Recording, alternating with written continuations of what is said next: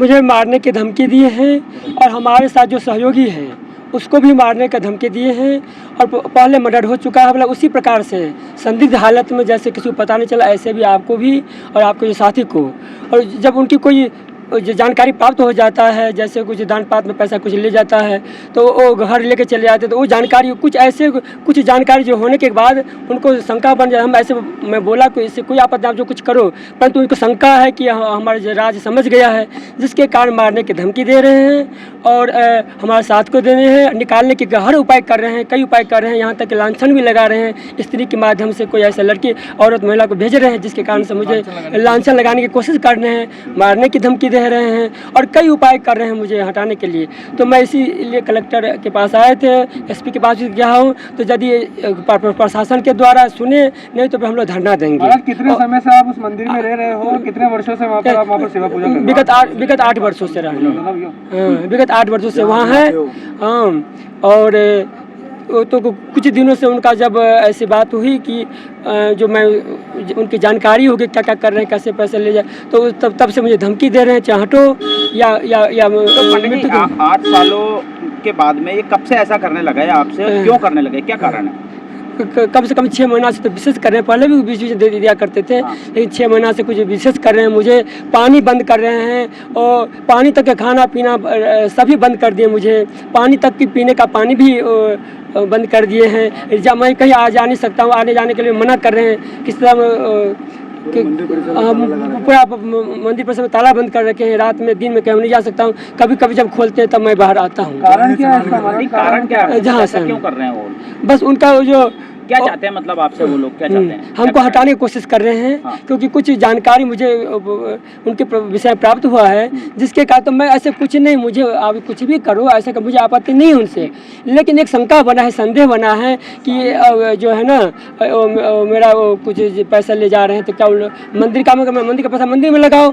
तो ये बात मैं किसी को बोल दिया, उस बात फैल गया, जिसके उनका भय है कि मैं जो हमारे कुछ गुप्त बातें इसको जानकारी हो गई तो भगाने की कोशिश कर रहे हैं, मारने की धमकी। क्या नाम है इसमें? राजेंद्र शर्मा, राकेश काकरा, सुखदेव गुज्जर, आशीष शर्मा और कई ऐसे हैं। कौन लोग हैं ये? ऐसे कमेटी के सदस्य। तो इसको लेकर के आपने आपके कमेटी के जो उच्च अधिकारी रिपोर्ट दी है? हाँ, एसडीएम के पास दिए हैं, एसपी के दिए हैं, कलेक्टर से भी बातें करें कि यदि इसका सुनवाई करें, नहीं तो ये यहाँ से जाते हैं तो इतने पैसा खिला देते थाने वालों को, थाने वाला सुनता ही नहीं, जिसके कारण से हम लोग दुखी होकर के यहाँ आए। और आप सुने नहीं तो फिर मैं धरना दूंगा, चाहे भूख हड़ताल करूँगा, चाहे जैसे भी, मैं इसलिए उनसे मिलने आया हूँ।